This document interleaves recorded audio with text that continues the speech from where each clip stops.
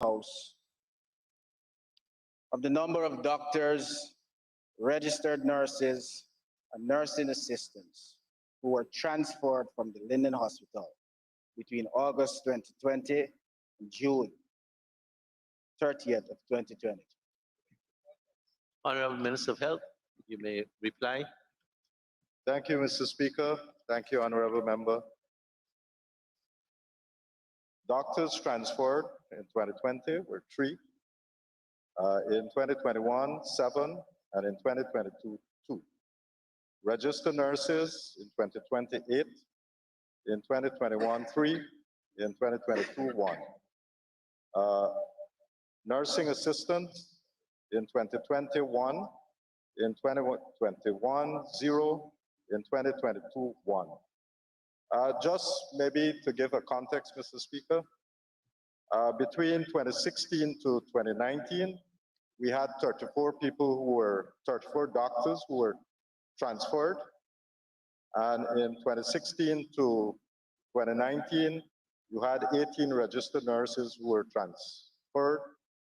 And for the same period, you had one nursing assistant who was transferred. Thank you, Honorable Minister of Health. Honorable Member Mr. Ramjatan, you're standing to. Honorable, can I have a follow-up question? Yes. Thank you. Could the Honorable Minister state with regards to the 3 doctors that he would have indicated would have been transferred, what specialty they were providing the Linden Hospital complex? What specialty they had? And if they were indeed specialty, how are those specialties being replaced by those doctors who would have been transferred? Honorable Minister of Health. Mr. Speaker, currently we have 38 doctors at the Linden Hospital. 25 of them are government medical officers, and we have 13 specialists. So all the Linden Hospital. So all the specialties at the hospital, surgical, obstetrics, gynecology, medicine, pediatrics, all are adequately covered. In terms of the doctors who were transferred, we have doctors who would have served as government medical officers that wanted to get better qualifications. And as you know, we have a postgraduate program between the University of Guyana, Georgetown Hospital, and the ministry, where we have 14 different specialties that we offer. So many of these doctors would have come from Linden to join those programs. So they are now furthering their qualification to become specialists. Thank you, Honorable Minister. Mr. Clerk. Statements by ministers, including policy statements.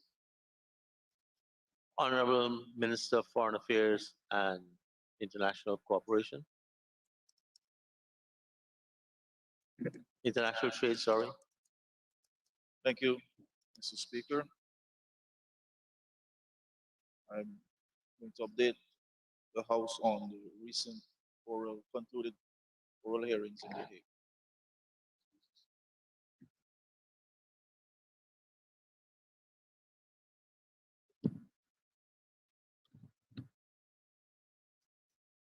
On November 22nd, oral hearings on Venezuela's preliminary objections before the International Court of Justice in The Hague concluded with Guyana's closing round of arguments.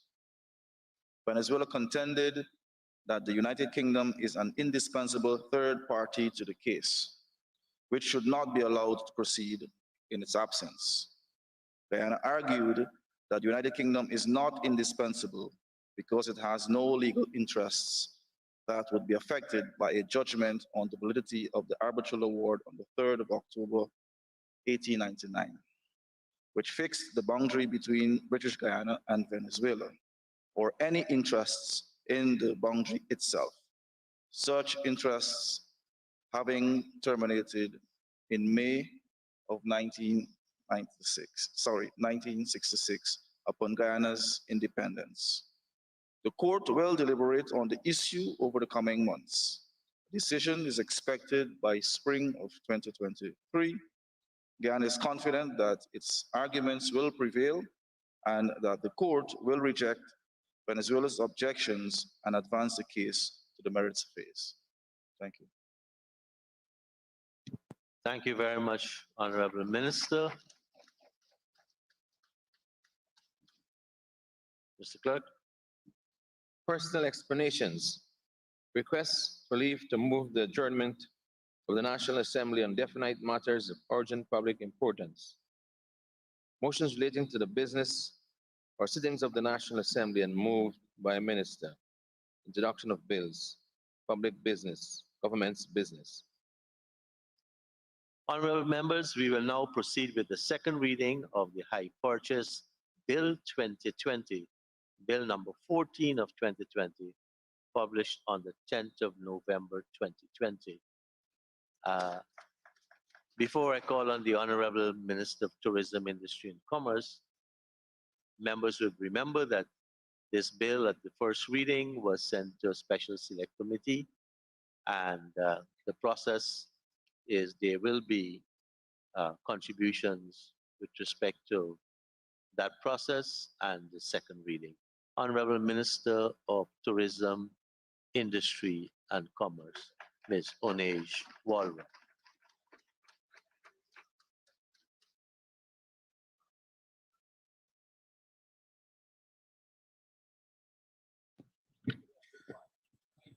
Thank you very much, Mr. Speaker.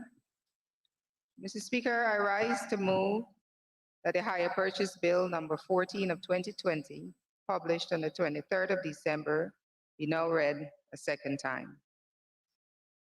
Mr. Speaker, I'm particularly pleased to have had the opportunity to work on this piece of legislation, which we believe will make a consequential contribution to the environment for trade and commerce in Guyana, and most importantly, to the lives of everyday people.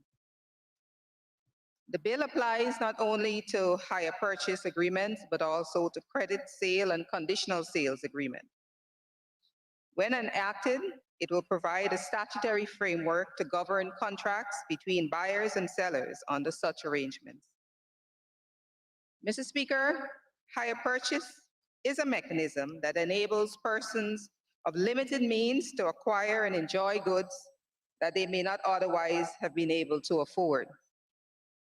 As we all know, under typical hire purchase agreements, the hire is able to take possession of goods without immediately paying the full price for them. Instead, the hire pays a deposit or a down payment and makes good on the full purchase price by paying affordable installments on a periodic basis. Hire purchase therefore allows for the average citizen or household to acquire contemporary necessities such as refrigerators, freezers, and washers, as well as motor cars and cycles and motorcycles, without which transportation from our increasingly far-flung suburban centers would be challenging. It may perhaps be lesser known, Mr. Speaker, but small businesses and micro businesses in many sectors also make extensive use of hire purchase and similar arrangements to obtain machinery and equipment for their operations.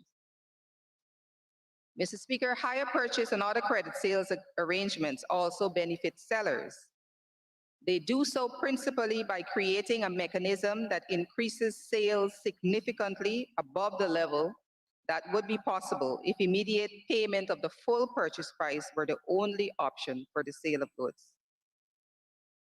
But, Mr. Speaker, despite all the benefits of the hire purchase, there are many potential pitfalls in these types of arrangements. The vast majority of these potential perils devolve on the relatively powerless consumer under the current framework, which is largely governed by the common law of contract. The doctrine of contract can be notoriously harsh where there are asymmetries in terms of power relations between contractual parties. This is precisely the situation that faces consumers when they are in the market for types of goods that are typically sold on terms. In the face of these uneven power relationships, the perils facing the consumer include onerous and in some cases unconscionable provisions in hire purchase agreements, such as the ability of the seller to repossess goods, even when those have been substantially paid for.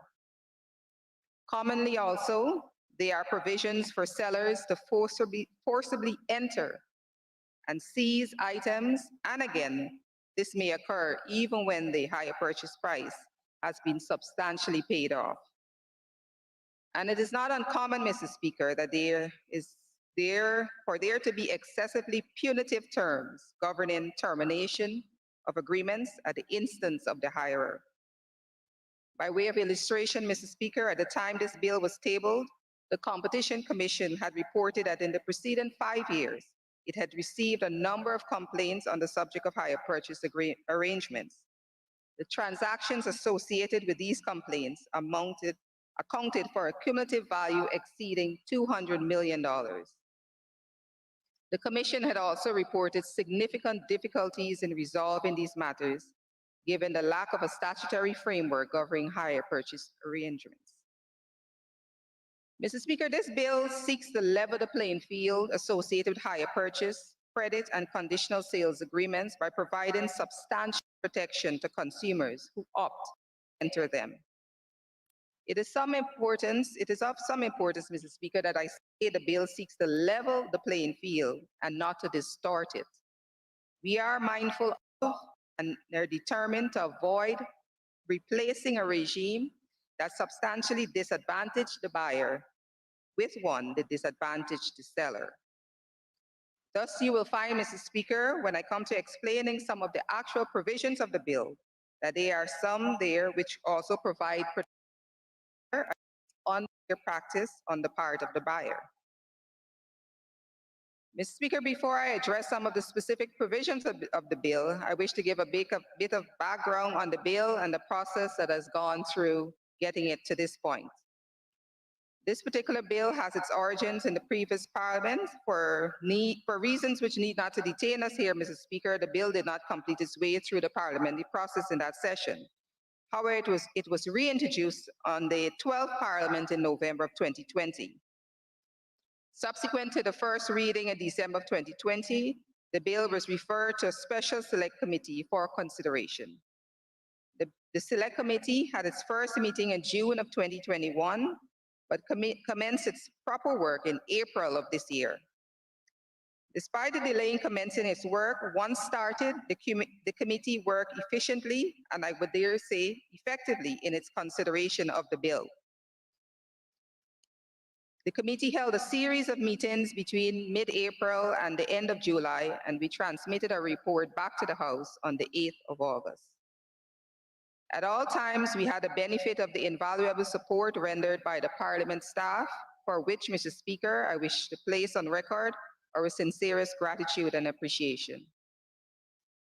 Mr. Speaker, the Select Committee benefited also from full participation from members of the government and opposition. I'm pleased to note the bipartisan support for the bill as the committee went through the process of considering it. There was a wide and inclusive consultation process as we worked on this bill. One aspect of this process was a public consultation whereby members of the public were invited to make written and oral submissions on the bill. Advertisements were placed in the press inviting such submissions for a period of 3 weeks during May of this year. Additionally, all major commercial operators who are known to offer hire purchase arrangements were invited to make submissions. The committee received useful representations on the bill from a number of stakeholders. These included the Bar Association, the Competition and Consumers Affairs Commission, and major private sector retailers who offer hire purchase arrangements to their customers. Finally, on this point, Mr. Speaker, the committee was advised that during the original process of drafting the bill, the Guyana Consumers Association, another major stakeholder, was integrally involved in consultations at that time. Therefore, Mr. Speaker, the bill that has come out of committee is now before us, has benefited from consultation with probably all of the main stakeholders who would have interest in it. We have the consumers' bodies representing one set of potential parties to hire purchase agreements, and the sellers as the other set of potential parties. We have the bar, who would be called upon by parties in the case of dispute, as well as the Competition and Consumer Affairs Commission, which prior to the enactment of this bill had a hapless job of addressing consumer complaints in the absence of an enabling statutory framework. As an aside, I would note that following the enactment of this bill, the Commission would be relieved of this burden as dispute resolution would fall principally in the magistrates' courts. Finally, in terms of stakeholders, we had, of course, the government and opposition. We, the members of this House, who established the legal framework and who must monitor and, if necessary, amend it as the need arises. Mr. Speaker, the consultation process was a full and fruitful one. As a result of this process, some 27 clauses were amended in committee, many following representations from various stakeholders. In fact, only 3 clauses have come back here without some form of amendment. Additionally, Mr. Speaker, an entire section, Part 3, comprising 6 major clauses, has been added. This section deals with registration of agreements and applies to situations where the purchase price is $100,000 or more. Part 3 provides for such notices of sales to be registered in the commercial registry and made known to the public at large through a search of the register. The addition of this particular section was done with a forward-looking perspective to ensure compatibility with the Movable Property Secured Transaction Bill, which we intend to table in this honorable House. That bill will deal with other kinds of credit sale agreements. This, Mr. Speaker, in a nutshell, is the process that resulted in the bill that is before us. And I wish to briefly examine some of the key provisions in view of our primary legislative intention. That intention, Mr. Speaker, is to level the field in the area of hire purchase and like agreements by providing statutory protection for consumers from exploitative practices while protecting sellers from unscrupulous hirers where necessary. Part 1 of the bill gives us as a standard the short title and the clause and interpretation. Part 2, the bill deals with the requirements that we have set for hire purchase and credit and conditional sale agreements.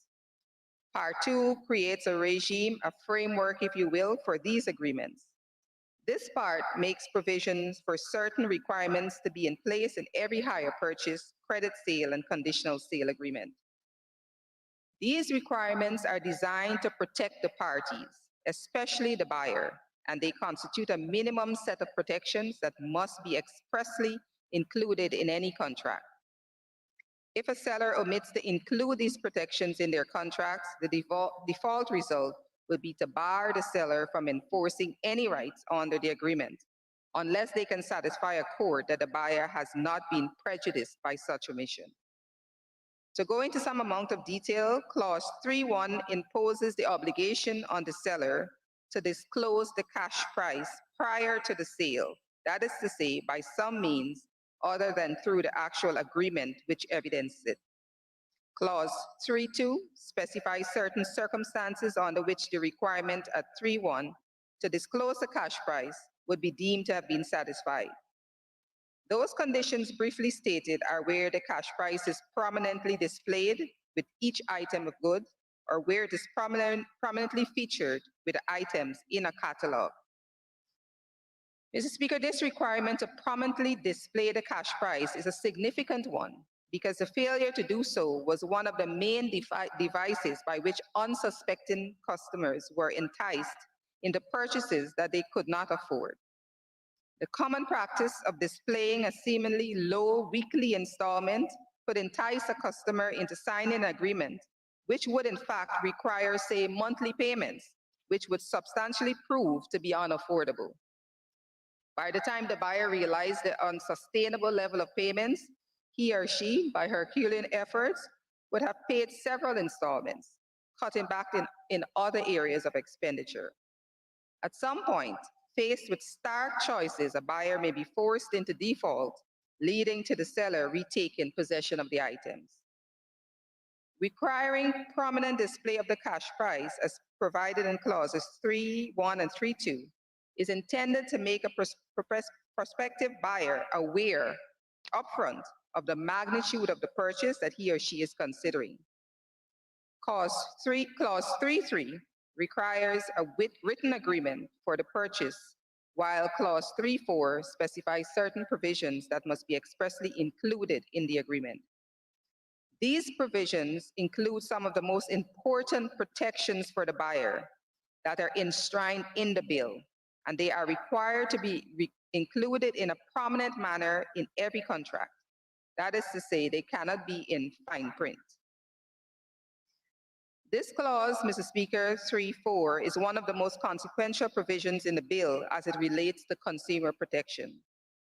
It states that among the provisions that every contract must include are: 1, the right of the buyer to terminate the agreement early, a prohibition on the seller repossessing the goods in the absence of a court order, where 70% or more of the higher purchase price is being paid. 3, an obligation of the seller to provide notice to the buyer of an intention to repossess goods where less than 70% of the purchase price has been paid, and the right of a buyer to make good on a breach having had notice of intention to repossess. Mr. Speaker, these are some of the substantive rights and obligations that are enshrined in various clauses of the bill, and I shall deal with them in some detail shortly. The point here is that not only does the bill provide for these various rights and obligations, but that under clause 3, it also stipulates that they may expressly be incorporated into the agreements, that they must be expressly incorporated into the agreements. And if they are not included in a prominent manner into the contracts, the seller is prohibited from repossessing goods, prohibited from seizing security deposits, or suing guarantors, among other things, unless they can satisfy a court that the omission did not prejudice the buyer. Mr. Speaker, I think that you would agree that these are indeed consequential and powerful protections for buyers. However, I would note once again, Mr. Speaker, that this is not a one-sided deal. The protections afforded to the buyer are balanced by reasonable protections for the seller. Take, for example, the case where the seller is obliged to give 21 days notice of intent to repossess. We can very well imagine an unscrupulous buyer on receipt of such notice may attempt to conceal or move the goods to avoid repossession. As we shall see, however, the Act imposes obligations on the buyer to promptly inform the seller on movement of the goods and imposes a significant monetary penalty for non-compliance. Additionally, there is provision whereby if the buyer decides to terminate an agreement early, he or she is obliged to make good on any arrears due, to return the goods promptly and in good condition to the seller. Clause 4 makes similar provisions for credit and conditional sale agreement as Clause 3 does for hire purchase arrangements. That is to say that Clause 4 mandates prominent disclosure of cash prices prior to sale, and that credit and conditional sale contracts must expressly include certain provisions that protect the buyer. Clause 5 gives the right to the buyer to terminate agreements and makes provisions for certain rights of the buyer and indeed the seller where such a course of action is pursued. As we have seen on the Clause 3 and 4, these rights that are provided for in Clause 5 are among those that must be expressly included in contracts. I turn now to Clause 6, which again is one of the most consequential clauses in the bill. This clause provides that certain provisions shall be void and shall have no effect if included in any hire purchase agreements.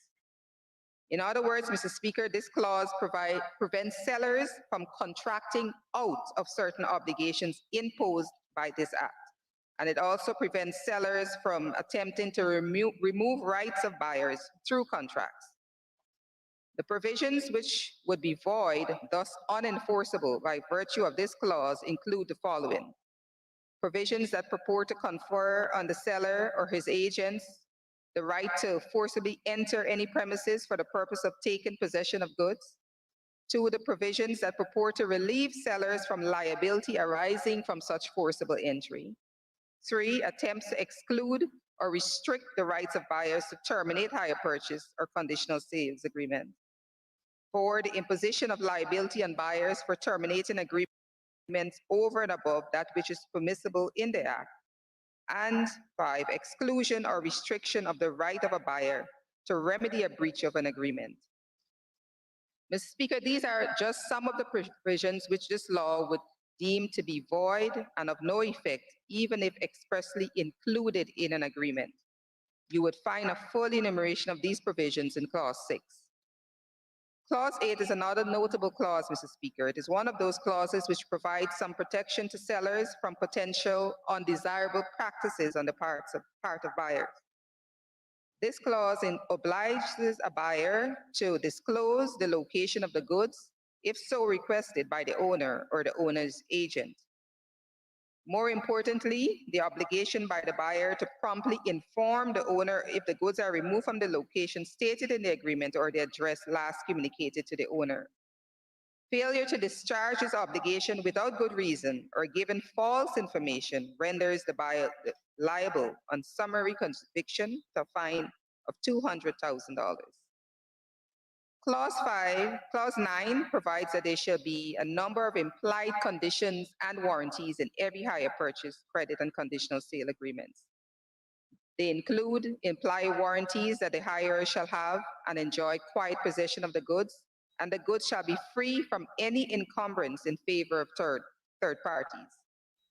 Also, very importantly, there shall be an implied warranty that where the hirer expressly or by implication makes known to the seller the particular purpose for which the goods are required, that there shall be an implied condition that the goods shall be reasonably fit for such purpose. Many of the provisions of Clause 9 codify the common law position on sale of goods and places them on a statutory footing. Mr. Speaker, it has been established that hire purchase agreements entered into by consumers without informed consideration of their own circumstances and ability to pay has resulted in much financial distress. Indeed, considerable social hardship with consequent strain on families also result from this. The bill therefore includes a clause 10, which provides for a 7-day cooling off period, during which a hirer who has had the benefit of a more informed consideration may cancel the agreement. The buyer's right to so cancel the agreement is one of those terms and conditions which is required to be expressly stated in the agreement. This clause, that is Clause 10, also specifies those parties who are appropriately considered to be agents of the owner for the purposes of receiving notice of cancellation of the agreement. Clause 11 deals with the mechanism by which notice of cancellation can be served, and it's notable in this modern era, Mr. Speaker, that amongst the mechanism expressly provided for in the bill, it is notice by electronic means. Clause 12 imposes a number of reasonable obligations on a buyer who elects to cancel an agreement, including the obligation to redeliver the goods to the seller in good condition.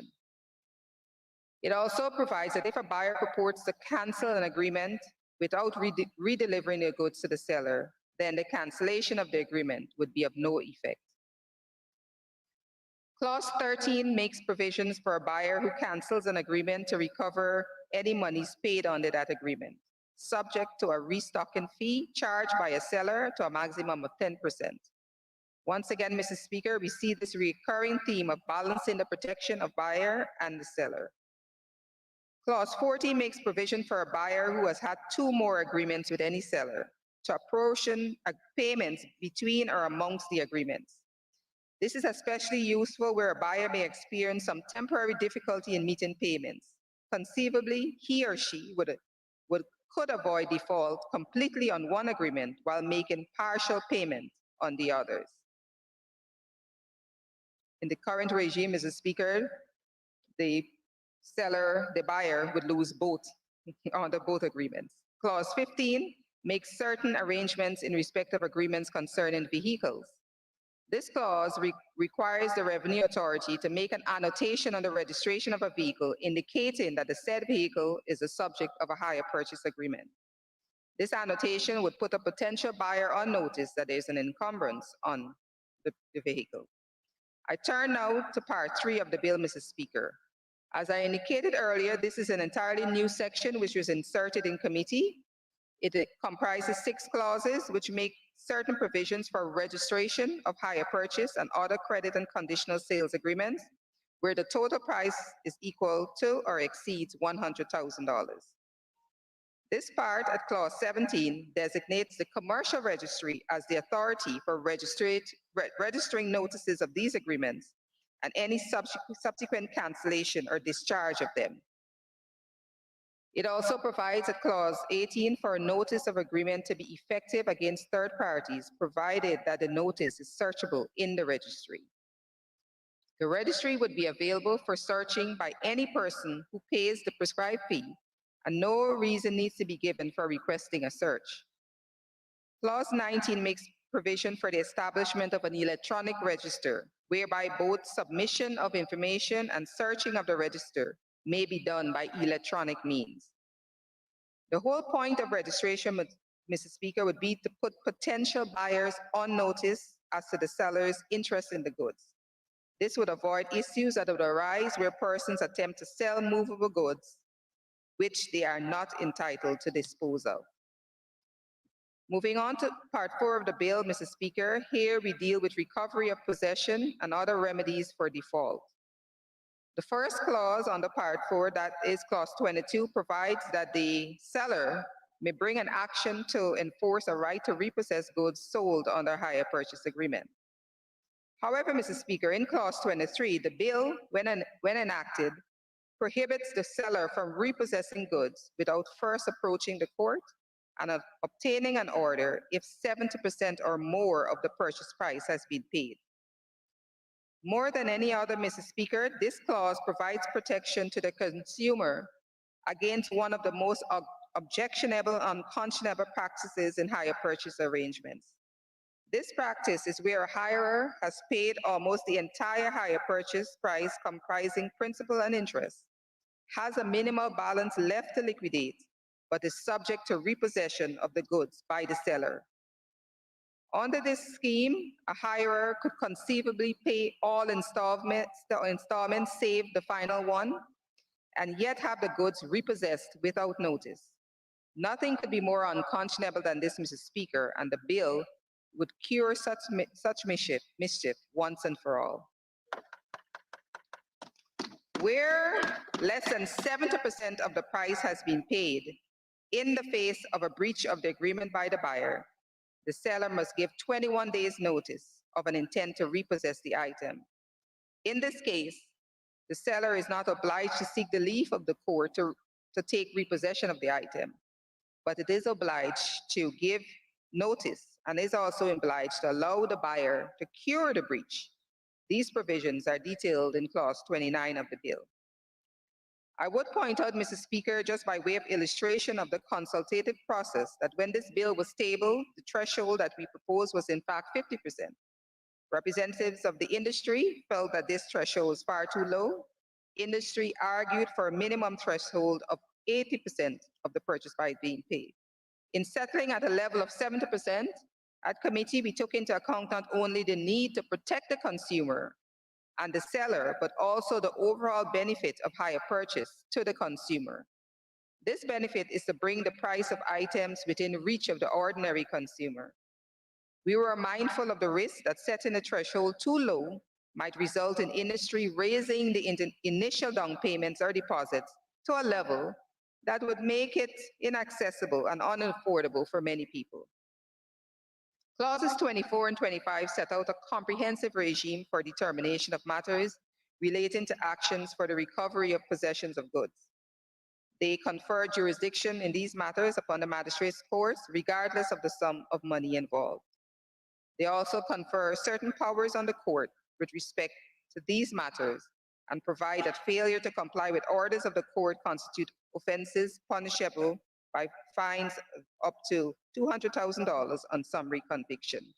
It is notable that this is part of the amendment, Mr. Speaker, where we included that this is without prejudice to the rights of the buyer or the sellers to approach the High Court for remedy. Clause 28, Mr. Speaker, is another example of us balancing the interests of buyers and sellers in this bill. Under Clause 28(1), where a buyer pays the higher purchase price in full more than 1 month before the term of the agreement, the buyer is entitled to a 5% rebate. Conversely, Mr. Speaker, Clause 28(2) provides that where installments remain unpaid for more than a month, then a penalty of 5% may be instituted for such non-payment. Mr. Speaker, Clause 32 confers a general jurisdiction upon the magistrate court to hear any matters on this act without prejudice to the jurisdiction of the High Court in appropriate cases. This is complementary to the specific jurisdiction with respect to actions for repossession, which was dealt with in clauses 24 and 25. This clause also provides for the application of the Summary Jurisdiction Petty Debt Act, the Summary Jurisdiction Magistrates Act, and the Summary Jurisdiction Appeals Act, and any rules made thereunder in respect of any action or proceeding brought in the magistrate court under this act. As we come to the end of the bill, Mr. Speaker, another notable feature is at Clause 33, which places the obligation on the owner to obtain insurance, albeit at the cost of the buyer, where insurance is a requirement of the agreement. Mr. Speaker, these clauses that I have gone through in varying degrees of detail constitute some of the crowning features of this long overdue bill. This bill comes to us here in Guyana more than 8 decades after the United Kingdom first put hire purchase on a statutory footing in 1938. I was also made to understand that we are also amongst the last of, if not the last in the Caribbean to do so, to put hire purchase and similar arrangements on statutory footing. Despite the delay, Mr. Speaker, I think we can all be gratified that the bill we bring to this floor here today has benefited from the fullest possible consultation. It enjoys broad support of major stakeholder groups, and I'm confident that it will significantly improve the commercial environment by providing sorely needed protection for both buyers and sellers under hire purchase arrangements. I therefore highly commend this bill to this honorable House for passage. Thank you.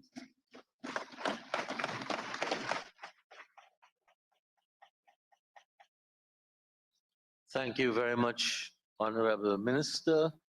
Let me add my congratulations to you and the committee for working on this. I think it passed through that office when I was there 2 decades ago. I have a member from the opposition, but I don't have a name.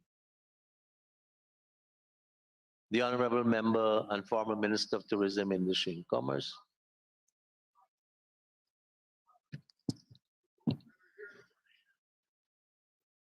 Thank you, Mr. Go ahead, Speaker, Honorable Member Hemraj. for the opportunity for me to make my contribution on the debate on the higher purchase bill, Bill number 14 of 2020. Mr. Speaker, Guyanese of all walks of life, more especially those of the lower income bracket, would often find it challenging to purchase things for cash. Would have one time or another purchased something under the hire purchase agreement. Many families would have used this method of purchase to acquire and enjoy the use of vehicles, furniture, and other household appliances in circumstances where they could not have afforded the cash price. Very often, you will hear Guyanese speaking among themselves that how they had to band them belly and pay for the item little by little. Or you would have also heard the term work and pay for the things they have acquired. Minibus owners, hire car owners, chainsaw operators, weeders, are some of the persons who would have acquired these things using the hire purchase arrangement. Many businesses in Guyana also offer goods to the Guyanese consumer through the hire purchase arrangement. Both consumers and sellers benefit from this type of arrangement. Mr. Speaker, these types of arrangement, this business transaction is conducted by our people on a daily basis. And I agree that we should have legislation to regulate its operation. Mr. Speaker, put simply, hire purchase transactions, the hire or buyer usually make an initial deposit, a down payment, toward the purchase price of the item, take possession of them, and give the buyer the undertaking that he will pay a sum of money in installment as rent for the period towards the purchase price.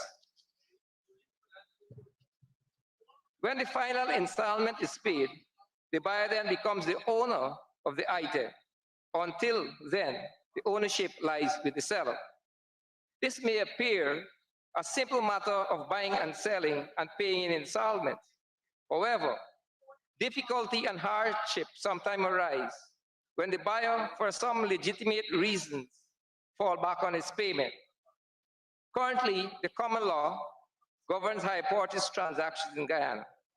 The seller remains the legal owner of the item until the last installment is paid. And should the buyer default in payment of an installment, the owner or the seller is entitled to forfeit all the payments made and has the right to repossess the article. This situation, unconscionable and unpleasant as it is, has been experienced and encountered by many of our citizens who would have lost their hard-earned money because they had the item repossessed due to the default in paying of an installment. The buyer would have suffered both loss of his money and the use of the item on hire. The buyer is at the mercy of the seller under these types of arrangement. On the other hand, Mr. Speaker, the seller runs the risk of default payment by the buyer. Sometimes the hirer would take goods from the seller, use it, and is reluctant to pay the installments as promised, and also refuse to return the goods to the seller. Some instances, the seller is unable to locate and recover the goods hired. Here, the seller would be suffering loss. The Hire Purchase Bill 2020, Bill number 14 of 2020, seeks to provide some amount of protection to both the seller and the buyer. It sets out to alleviate the hardship faced by the buyer under the hire purchase, credit sales, and conditional sales agreement, and also provide the remedy for the owner or seller against the delinquent buyer. When this bill is enacted, it will become illegal for sellers and their agents to seize goods sold under the hire purchase, credit sales, or conditional sales agreement, unless certain procedures are followed. The bill seeks to protect buyers under these types of agreement from having their items repossessed in the event they miss paying the installment. It sets out the procedure which the seller has to follow in order to repossess an item should the buyer default in payment. Mr. Speaker, the bill is divided in 4 parts, with Part 2 dealing with the requirements relating to the hire purchase, credit sales, and conditional sales agreement. It prescribes the constituent elements necessary for a valid agreement. It also provides the circumstances in which the agreement may become void. Clause 9 of the bill seeks to protect the buyer as it proposed that every agreement shall have implied warranty that the buyer shall have and enjoy quiet possession of the goods, a right to sell the goods at the time the property passed to him, and the goods are free from any charge or encumbrance. There's also implied condition that where the buyer makes known the particular purpose for the item shall be reasonably fit for that purpose. These safeguards will be welcomed by our consumers. It should be noted that if the buyer decides that he does not wish to pursue the agreement, the bill gives the buyer an option of withdrawing from a signed agreement, provided that within 7 days, a notice of cancellation is served on the owner. So even though the buyer entered into a written agreement, he can opt out of that agreement by by giving the required notice of cancellation within the specific time. Part 3 of the bill deals with recovery of possession and other remedies. It must be noted that under the common law, where a buyer defaults, the owner or seller can repossess the item bought under the hire purchase agreement. Clause 17 of the bill states that where the hirer has paid 70% or more of the hire purchase price, or the total purchase price, the seller would only be able to recover possession of the good by bringing actions against the buyer in the situation where against the buyer. In situation where less than 70% has been paid, the right to recover can be enforced where the seller gives the buyer 21 days notice of his intention to recover possession. Mr. Speaker, this will give the buyer notice of the seller's intention and an opportunity to correct the situation by paying the installment if he chooses. The seller's remedy against a delinquent buyer lies in an action in the magistrate's court. Clause 27 of the bill does not restrict the amount of money claimed in the magistrate court exercising its civil jurisdiction.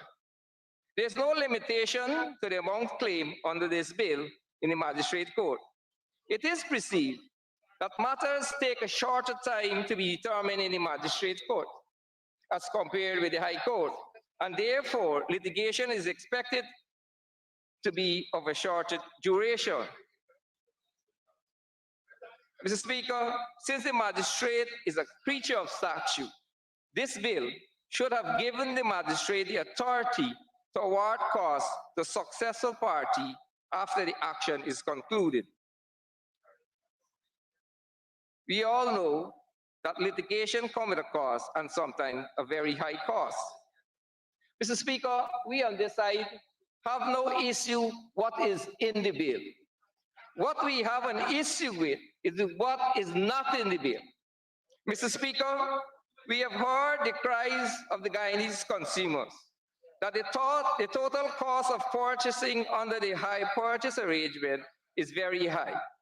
You have to pay the down payment, the compound interest charge on the amount owed, the high interest rates charged on the outstanding balance, making this type of transaction extremely expensive on the long run.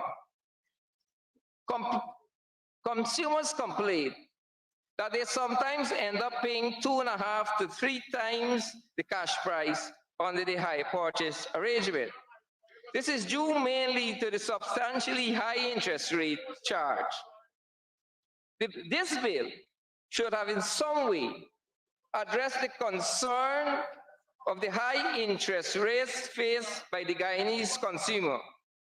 Times are hard, our consumers are facing hell to make ends meet, and to add insult of injury, the meager 8% increase in public servant salary in these times of increased cost of living is more than an insult to our hard-working public servants.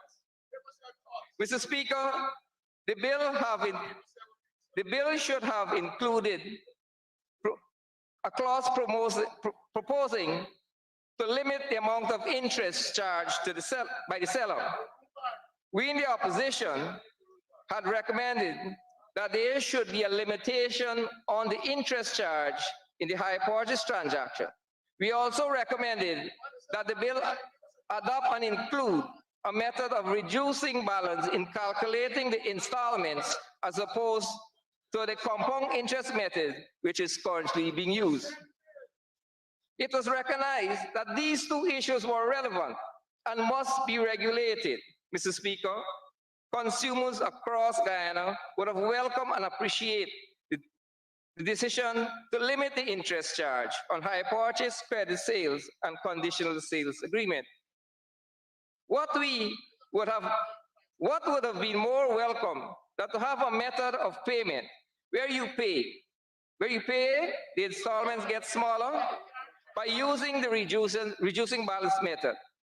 As you pay both the interest and the principal, and therefore the principal, and therefore, as you pay, the principal becomes smaller, and hence the interest is reduced.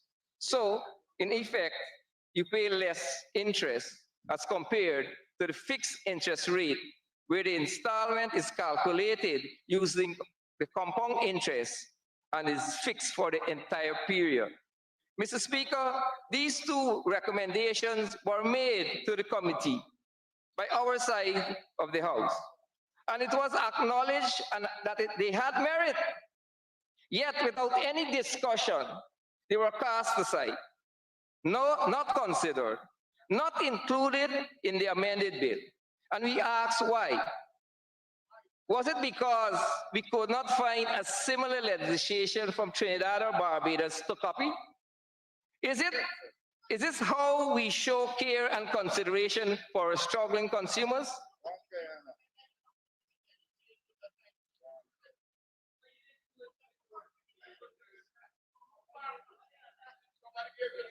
Is this how we show care and consideration for our struggling consumers? We are aware that consumers are faced every day with high rising costs of living, and we should do everything in our power to make life easier for all Guyanese. By including these two recommendations, we would certainly demonstrate it, that this government cares for the consuming public. But again, we ask, why were these two recommendations not considered? Was it because it came from the opposition? Mr. Speaker, these are my observations on the High Purchase Bill 2020, Bill number 14 of 2020, and I urge the Honorable Minister, even at this stage, to consider the recommendations of limiting the interest rate charge and using the reduced balancing method of calculating installments to include in the bill, even if we have to take it back to the select committee. Let us give the Guyanese consumer a legislation that they deserve, appreciate, and feel comfortable with. Let us include that which must be included for the benefit of our citizens. Thank you.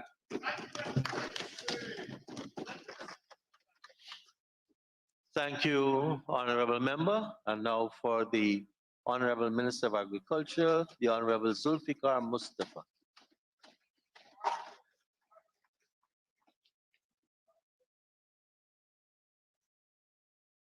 Thank you very much, Mr. Speaker. Mr. Speaker, before I get into my presentation, I want first of all to commend my colleague, Honorable Onij Waldron, for leading this committee, and we are here today with a bill that has seen 27 of the 30 clauses being amended, a bill that we had wide consultation with major companies, cooperation, and groups. And all those contributions has helped us today to bring to this assembly a modern bill, a bill that will help the future of our country. And Mr. Speaker, listening to the Honorable Rajkumar, I am very dumbfounded here today because he was a member of the committee. And for the first time, I'm hearing a proposal from the Honorable Rajkumar. And Mr. Speaker, like their coalition party, the PNC, probably they've learned all the tricks now. We are seeing they are saying us should cap interest rate. To cap interest rate is to put in price control, what they did in the 70s and 80s in this country. And when the PNC destroyed the entire private sector in our country and take up interest rate by 30 to 40%. That's the history of the PNC, and probably the AFC now have been learning very, very swiftly. So, Mr. Speaker, when you come here, let's come with the fact. We came here today with a bill that has the consensus of the opposition and the government and also all the stakeholders of this country. We came here today to pass a bill that will modernize the Guyana. Because, Mr. Speaker, today Guyana's economy continues to show positive growth and is among one of the fastest growing economies in the world. As a result of Guyana's fastest growing economy, we are seeing many investors who are interested in setting up businesses in Guyana. And our government has recognized that and has been exploring an array of investment opportunities aimed at modernizing every sector in our economy. Mr. Speaker, the development and transformation of the sectors are already becoming evident, as we can see in modern infrastructures and new businesses being established. As the government continues its attempt at stimulating the economy, Mr. Speaker, it is necessary, therefore, that the laws are updated and modernized in keeping with Guyana's dynamic and diversified economy. Mr. Speaker, as business booms, it is necessary that there are updated legislations that protect both businesses and consumers. And in that case, in that stead, Mr. Speaker, hire purchase, credit sales, or conditional sales agreement constitute a large portion of retail trade in Guyana. Specifically, hire purchase is one of the preferred purchasing options by many persons to afford household items and equipment, to improve their standard of living and quality of life. Hire purchasing is also done by many of our small businesses, agro-processors, and farmers. Mr. Speaker, today, the second reading of this bill comes after the Special Select Committee, and I want to reiterate that after the Special Select Committee and Hire Purchase Bill, consisting both members of the opposition and government would have conducted the due diligence by publishing in the media, seeking comments and submission from major corporations. Mr. Speaker, the Hire Purchase Bill is a critical piece of legislation, given that Guyana's hire purchase law need updating, and there is a dire need to create a level playing field where both the vendors and buyers is adequately protected. Mr. Speaker, coming out of the process in the Special Select Committee, as I said, is a bill that all of Guyana will benefit. This bill will bring tremendous protection to the ordinary citizen engaged in such transaction. As it stands, buyers make monthly payment towards the purchase price. And I want to say to the Honorable Member, Mr. Rajkumar, that when the price are displayed, the buyers have an opportunity for themselves to know both the price for the goods, and they will make that decision. So we will not impose government control on the private sector like what the PNC government did in the 70s so that our country can go backwards. We have a country that is moving. We have an economy that is moving, and we have the fastest growing economy in the world. That's where we are today. So we will not be a government to go back from our progress, what happened to our country from 2015 to 2020. Comrade, Mr. Speaker, what we have an economy, as I said, that is booming. Today we are the envy of not only the Caribbean, but the world. And not only of oil and gas, Mr. Speaker, but in all the sectors in our country, we are seeing progress. You call it, and bills like these will stimulate investment, will stimulate progress, and make the small person, the small farmers, the small miners move up and improve their life. Mr. Speaker, under this hire purchase bill, there are many recommendations in it where it will protect, as I said, both the buyers and the seller. As I said before, Mr. Speaker, we have seen a number, and my colleague alluded to it, the Competition and Consumer Affairs Commission has received numerous complaints valued at millions of dollars involving hire purchase transactions. These complaints are wide in evidence a variety of trade malpractice due to the absence of hire purchase legislation. And today we are here. We heard since 1938, a bill like this was passed in the United Kingdom. And we are the last in the Caribbean, according to my colleague, to pass and modernize this bill. This shows the government's intention in modernizing our country and move our country to progress.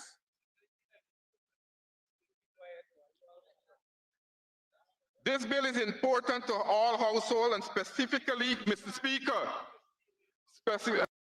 and you had your chance from 2015 to 2020. You had your chance from 2015 to 2020, never made an attempt. This was a commitment. This was a commitment by the PPP civic government. This was a commitment by the former Minister of Trade, now the President of our country, His Excellency Dr. Mohammed Irfan Ali. And today we are here to fulfill the commitment of that PPP civic government here in 2022. Mr. Speaker, I want to just deal with it from the agriculture perspective. The agriculture sector, since a large number of farmers seeks to enter into hire purchase and credit sales to purchase farm inputs and farm implements such as tractors, bulldozers, and combine, etc. In many instances, they complain bitterly of unscrupulous owners and sellers of farm implements. This bill will now aid to safeguard the farmers of our country. This bill will aid to safeguard the miners of our country. This legislation, Mr. Speaker, will provide protection of consumers, hirers against immediate repossession in event of default by hirers. That is, immediate seizure of item will now be abolished. And we know that this is a history in our country where many farmers would have taken implement and equipment and hire purchase agreement, and if they fail 1 month, to pay the installment, then the buyer, the hirers, the sellers can come and repossess it. Now, full disclosure of terms of the hire purchase or credit sales transaction to the consumer either before or at the time of signing the hire purchase agreement. This will also end the exploitation of buyers by sellers, that is, stopping the harsh and unconscionable terms in this agreement. Mr. Speaker, this bill is particularly supported since its enactment will have an impact on the agriculture sector. Farmers often use many different types of equipment to improve their production. These are expensive but necessary investment, which allow them to remain productive. This bill will allow our farmers to confidently invest in high-value assets to improve their production, as hire purchase will now be seen by many farmers as a financing solution, which is safe and suitable for expanding the agribusinesses. Mr. Speaker, please allow me to give an example. If a farmer buy a combine harvester for 10 million on hire purchase, he signed a contract with clauses he could not possibly understand due to the legal language. Over the years, the farmer has been honoring his commitment and making payments for that harvester. However, due to heavy rainfall or other problems, he lost a section of his crop and could not make his payment. or meet his commitment. Mr. Speaker, currently, if you default on any single payment, the seller can forfeit all the previous payment and repossess the item. And in most cases, this is what happened. Going back to my example, the seller repossesses the combine and then resells it to another farmer without giving the first farmer any money you would have already paid. This bill will abolish that. That's the protection I am talking about. And that's the protection we are protecting, the productive sector in our country. Mr. Speaker, as I said, this bill will help the farmers also to have payments that they have been making for machinery and other equipment to be as it is. And I want to give another example here. Farmers, when they incur costs for these machinery, they are being told that the machinery is field ready. What is field ready? Many times farmers complain that they expend more money to make the machine field ready. For example, a combine harvester, a farmer would have to pay almost $400,000 to $600,000 extra to build shield to pick up the extra paddy that falls in the field. This bill will help the farmers to save those money. So this bill will help the entire productive sector, likewise the miners, the small miners in our country. Furthermore, Mr. Speaker, persons buying vehicles and hire purchase will be protected by a note made on the registration by GRA. This means we will all know when a vehicle is on hire purchase. So there is no double sale of the same vehicle, which is an everyday occurrence affecting the ordinary man in the street. Mr. Speaker, we always punish the defaulters, but never reward those that comply with the rules. An encouragement to buyer consumer to make payments early where possible is in this bill, as we heard the Honorable Minister said, that there is a 5% rebate on early payment. So this is law now in our country. Mr. Speaker, this legislation will provide much needed protection for both consumers and suppliers. When a consumer purchases a goods, purchase an item on hire purchase, it will now be the law that the correct information regarding the location of the goods is provided to the supplier. Mr. Speaker, as I said, the enactment of the hire purchase bill will address the issue faced by consumers and provide them with a legal channel for redress. Hire purchase consumer will not now worry less after losing goods and items they would have purchased before this bill. This legislation is indeed timely. This legislation will provide much needed protection, as I said earlier, to the person involved in hire purchase. This legislation will modernize our country. This legislation is in keeping with our government commitment to the people of our country, not only to build infrastructure, not only to improve other sectors, but to modernize the entire system in our country where every strata of society will benefit. Mr. Speaker, I commend this bill to the Honorable House.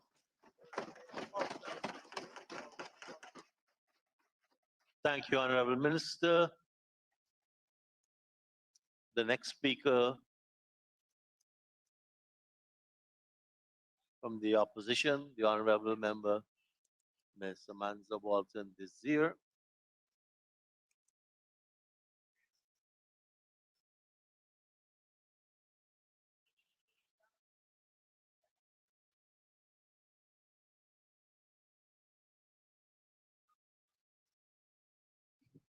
Thank you, Mr. Speaker. Good afternoon. You know, Mr. Speaker, I was quite prepared to come here this afternoon and be my usual sanguine self. But,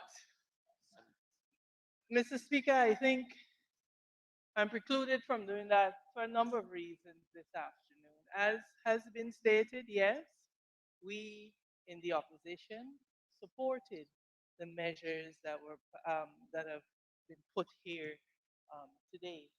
I want to say to the Honorable Zulfikar that indeed these matters were raised, and I want to draw your attention to the minutes of the fifth meeting of the Special Select Committee at para 7.1, where it says, in response to a member's query on the limitation of interest charges or the method of calculating the installments, the committee agreed that this was a complex issue that must be regulated.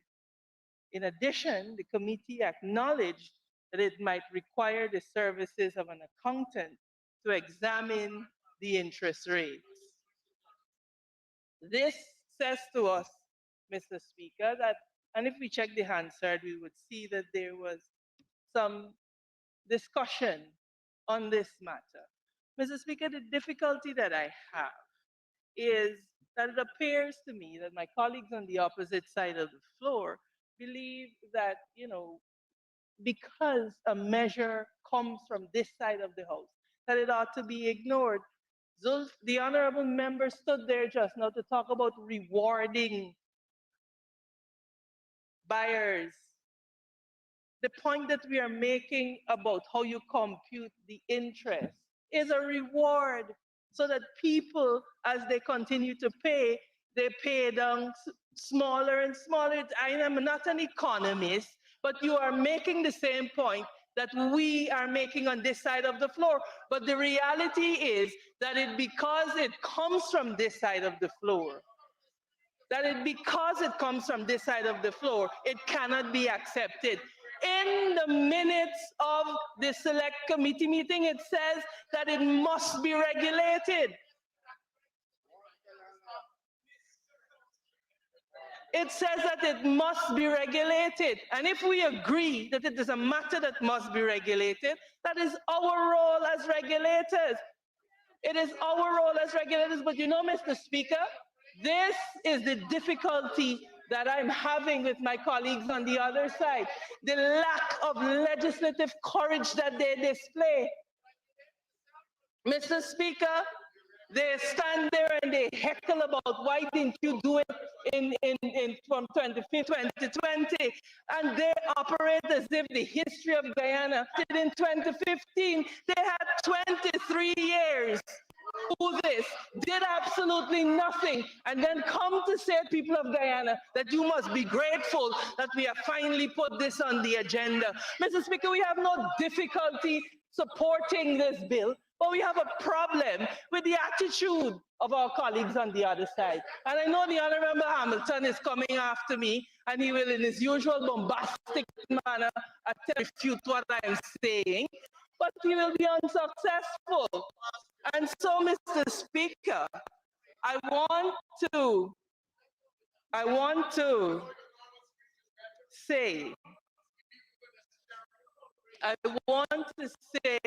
Mr. Speaker, we support the measures here, but we believe the outline is possible. Mr. Speaker, when here, and I hear my honorable member friend on the other side, Coy, talking about discrimination and why don't I speak to the discrimination. I have 30 minutes, I'm gonna get to it, hold tight.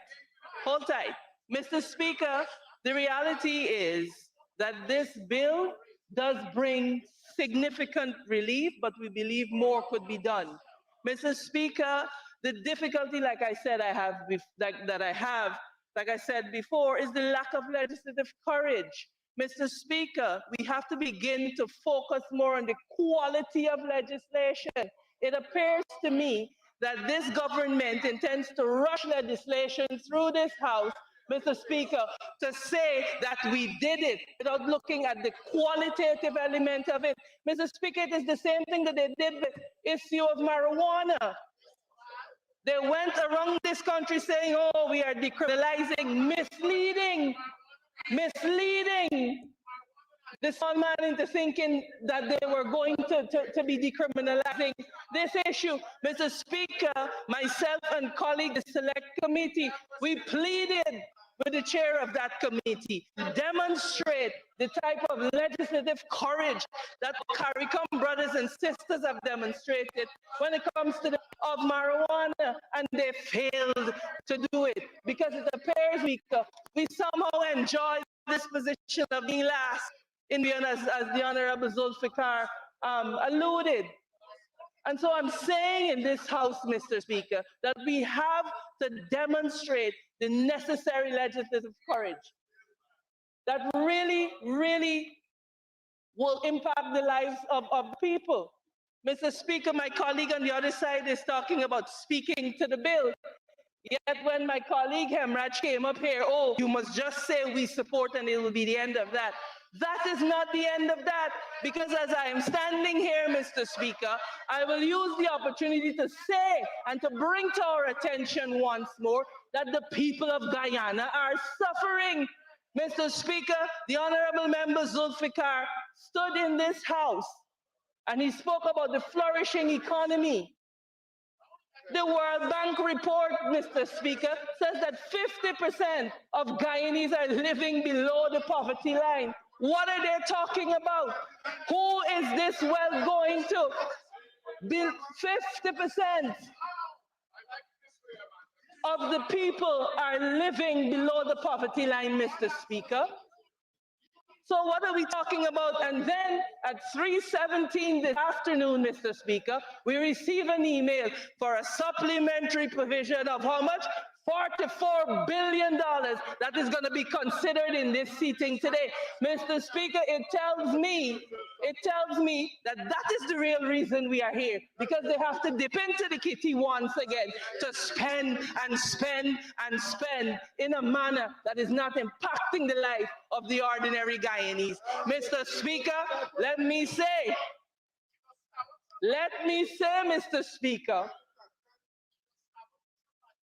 that you are seeing all around what we stood here and warned. We had no less a person, the highest officer of the land, threatening to remove contracts from the Public Works Ministry to another. Y'all know what I'm talking about. You all know what I'm talking about. You all know what I'm talking about, right? It is not only you all can speak. I have the mic now and I will speak. You all need to tell the truth that the PSIP is collapsing because of exactly what we warned, that we do not have the capacity locally to carry through that type of project, that we did not have the capacity either in the private sector or the public sector to undertake it. That is why the road from Grove can't be finished, and that is why you all are running around like headless chickens trying to implement a program that we do not have the capacity. Mr. Speaker, as we're talking here about the welfare of Guyanese, I want to point out, sir, that Guyanese, the ordinary Guyanese, the working class Guyanese, they're finding it difficult to survive, Mr. Speaker. They're finding it difficult to survive. Mr. Speaker, over the last 2 days, if you were to take an assessment, oil that used to be $200 and something a bottle is now gone to $480. Garlic has increased by another $80. Mr. Speaker, this is the reality, that the daily commodities that people need to live in this country, they cannot afford, Mr. Speaker. And then the government announces a measly 8% increase. A measly 8% increase that they will tax. And they have not, sir, they have not even provided an increase that will allow Guyanese to meet the cost of food inflation. And they come here to talk about they care about the people of Guyana. Mr. Speaker, those are the facts, and they do not get away. They cannot get away with denying the facts, you know? Soren Kierkegaard, one of my favorite philosophers, said, you get fooled two ways: by refusing to believe what is true and by believing what is false. And that is what the PPPC administration want the people of Guyana to do. They want us to believe that they care, when every action that they have taken shows that they care about their friends, they care about their families, and they care about their favorites. And that is the end of that. The poor and working class will have to get by however they get by.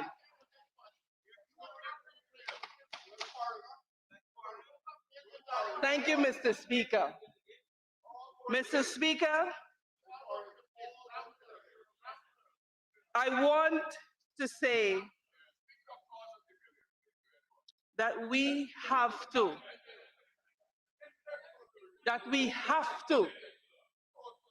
as a matter of urgency, examine the circumstances that are facing the poor and working class Guyanese, Mr. Speaker. We cannot come into this house and pretend as though we are sitting in ivory towers and we are out of touch with the reality of the poor and working class. And Mr. Speaker, I have 30 minutes to speak. I have already spoken to the bill, and I will use the rest of my time to say to us that we have to make meaningful provision for our people. We have to make meaningful provision for our people, Mr. Speaker. Mr. Speaker, we cannot continue like this in this house. We cannot continue like this in this house. Whatever it is we are doing, sir, is failing to reach the people who need it the most. You look at an 8% increase across the board, Mr. Speaker. During our time in office, it was done on a sliding scale so that the people who needed it the most got the most. And those are the facts. Those are the facts. Now you have an increase across the board. The man at the bottom that needs it the most has to compete with the man in the top who already has it, Mr. Speaker. We are saying on this side of the house that people are suffering and we need to do more. We need to do more. We were quite disappointed that we could not debate the cost of living motion, but Mr. Speaker, it is difficult for our people out there. And I'm saying that we came to the House today and we spoke about making it better for the people of Guyana. And you know what bothers me? I am standing here speaking about us intervening for the people of Guyana, and my colleagues on the other side of the House want to talk about relevance. We are speaking about the one and the same thing. We are speaking about the people of Guyana. We are speaking about making their lives better. That is what I am talking about. Honorable member, I listened and I accepted that's an example about the relevance, so reapply it now to the bill. Mr. Speaker, I will say this. That we on this side of the House are the duly elected representatives of the people of Guyana. Mr. Speaker, in that light, I will address the matters that are relevant to the bill and that I believe are connected to the bill. So, sir, I thank you for your caution, but I want to go on to say this, please. Mr. Speaker, we are asking, sir, based on the representations that we made in the Select Committee, that the Honorable Minister consider the issue of how they compute the interest, as it will bring real, meaningful relief. We do not wait. We do not need to wait to do it, Mr. Speaker. It can be done now. Mr. Speaker, in the minutes they said that they needed the services of an accountant to do this. It cannot be that we cannot find an accountant to do this. It is a question of the will of us, of the legislators in this House. And we are willing to sit with the government and we are willing to hammer out with them a provision a draft provision to be included to bring the real and meaningful relief that our people need. And so, Mr. Speaker, with those few comments, we want to say that in principle, again, we support the bill, but we believe that we need to demonstrate the legislative courage necessary to deliver real relief to the people of Guyana. I thank you, Mr. Speaker. Thank you very much, Honorable Member. And now it's the Honorable Member, Ms. Susan Rodriguez, to make her contribution.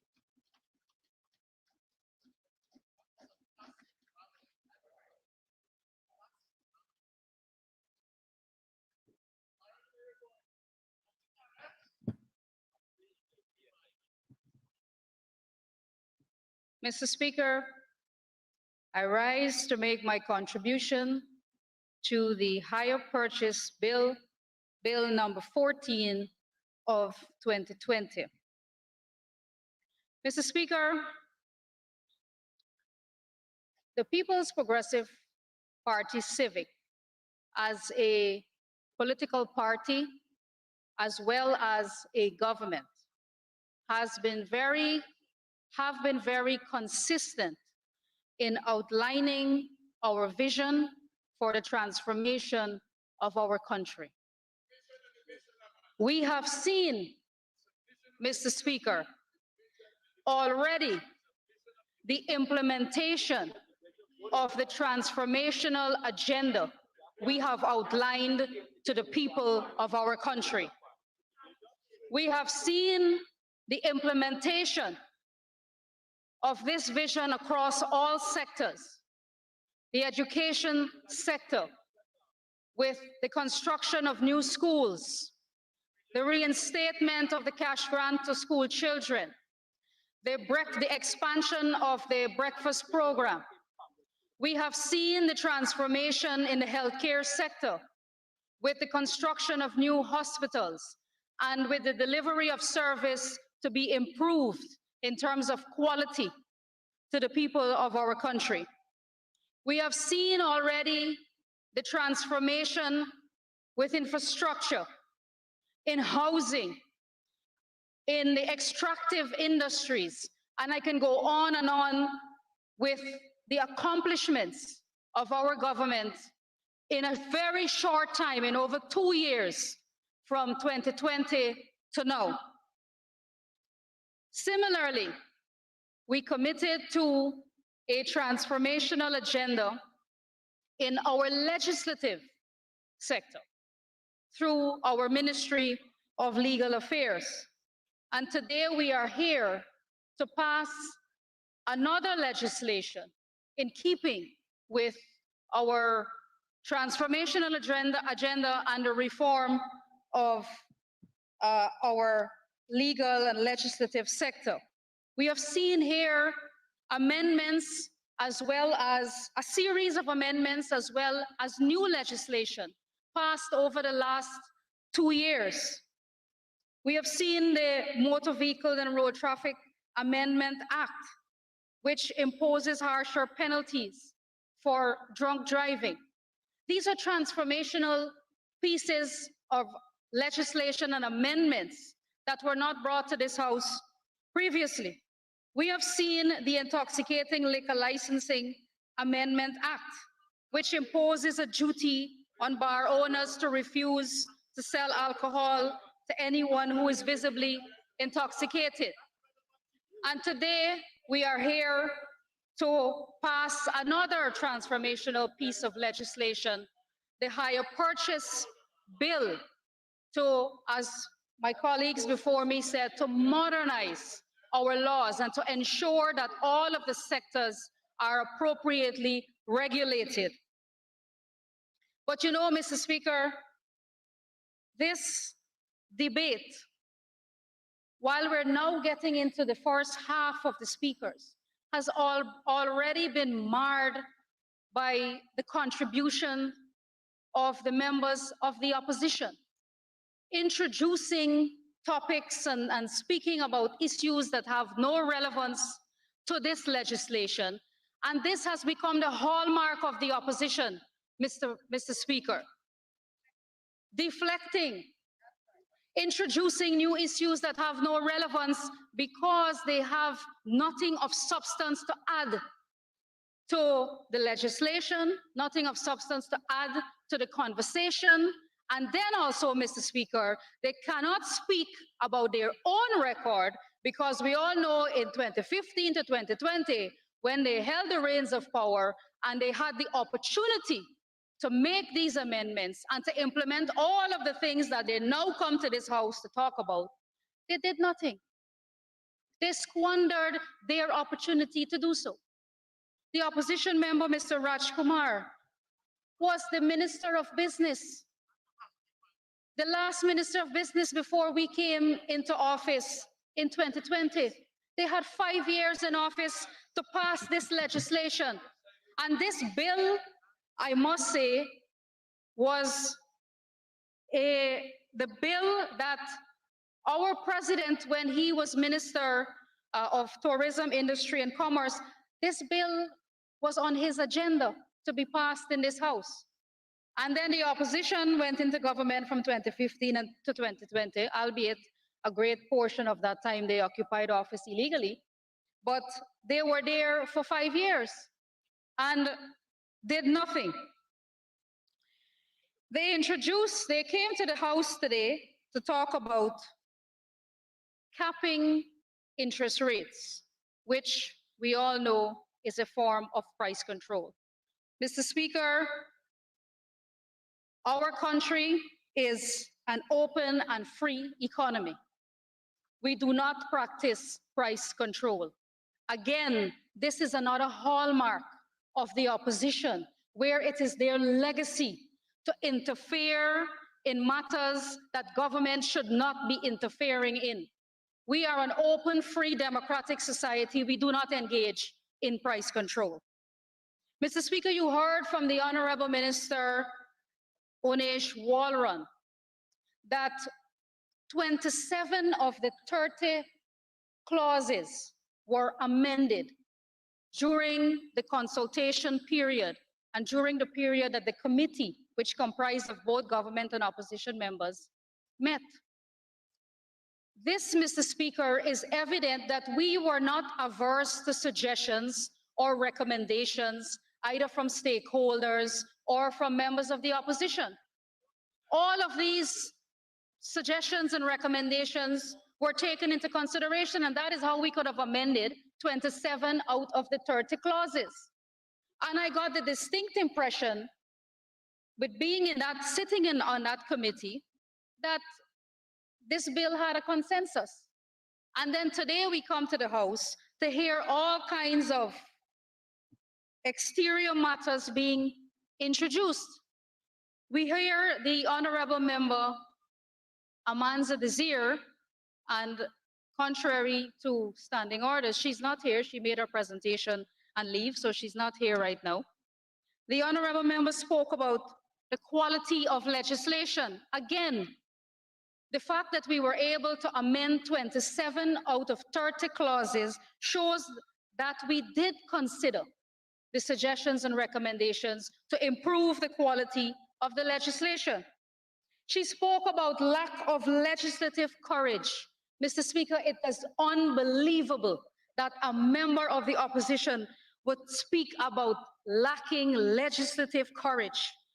Mr. Speaker, may I remind this House that it is the People's Progressive Party civic government that had the courage to pass legislation to remove mandatory jail time for possession of small amounts of marijuana, a controversial bill, Mr. Speaker, but we had the courage to do it. And although they promised to do it, they spent 5 years in office and did nothing to pass this transformational and courageous piece of legislation. It was the People's Progressive Party civic government that passed another piece of controversial legislation to decriminalize cross-dressing. And the members of the opposition opposed that legislation here in this House. So when you want to talk about courage, Mr. Speaker, It is the People's Progressive Party civic government that has courage to take on controversial issues and get them through this House to protect the minority and to protect vulnerable people. Mr. Speaker, the Honorable Member Amanza Desir also quoted poverty rates from a World Bank report that highlighted statistics from 2019. Mr. Speaker, this was after the APNU AFC spent 4 years in office. This is after they sent home 7,000 sugar workers, taking food out of people's mouth. This is after they told the rice farmers that rice is private business. This is after they imposed 200 hardship taxes on food items. This is after they took away the cash grant from the school children. This is after they removed the subsidies to water and electricity. This is after they did all of this, putting people on the breadline, taking food out of people's mouth. This is after they've sent home 2,000 Amerindians, putting them out of work. And this was a culmination. The World Bank report 2019 spoke to poverty rates after the destruction of the APNU AFC in government. But these are the people who will come to you and tell you that the sky is not blue and that your eyes are deceiving you. This is what we've had to put up with this current opposition when they were in office, and now they continue to do the same in opposition now. They lack the courage to speak of their own record, so they cannot come here to talk about what they did or had planned to do. They have to deflect, they have to introduce all kinds of irrelevant matters rather than focusing on the matter at hand. Mr. Speaker, I want to come back to the hire purchase bill because this is an extremely important piece of legislation, and for the benefit of those ordinary Guyanese who are watching and listening at home, they must have an appreciation at the end of this debate of what is in this act or what is in this bill for them and the protection that it offers. The law currently, if default of even a single payment, the owner is entitled to forfeit all previous payments and repossess the item. This was the greatest mischief that we are trying to remedy with the hire purchase bill of 2020. My colleague, the Honorable Onish Walron, and let me take this opportunity to congratulate her to having the courage to bring this legislation here for passage. Let me also express gratitude to the Attorney General who is not here today, but who was very instrumental in helping us to understand the provisions of the bill and who made significant contributions, him and his staff, during the consultation period and during the meetings of the committee. Mr. Speaker, this bill enjoyed over 1 year of public consultations, and we heard from all of the stakeholders involved, including the Guyana Bar Association, the Competition and Consumer Affairs Commission, and all of the companies in the hire purchase industry. My colleague, the Honorable Sanjeev Dattadin, will, I am certain, go into a lot of the legal ramifications and to compare the law as it is now, the common law versus the legislation and the law that we are trying to implement here. But I just want to take a few moments to highlight some of the major provisions. So the hire purchase bill, like I said, offers tremendous protection to consumers before businesses can exercise their right to repossession. So I will deal with consumers first, the protection of consumers. So Clause 3 sets out the requirements relating to hire purchase agreements. And there are a series of clauses and subsections that says what these requirements are. So for example, the agreement shall be in writing, therefore encouraging full disclosure. The buyer is made fully aware of the agreement and the clauses to which they are agreeing. The buyer has, of course, the right to inspect the goods and to ensure it is in satisfactory condition. A statement of the higher purchase price or of the cash price of the goods to which the agreement relates, again, encouraging full disclosure and the full knowledge of the agreement and the price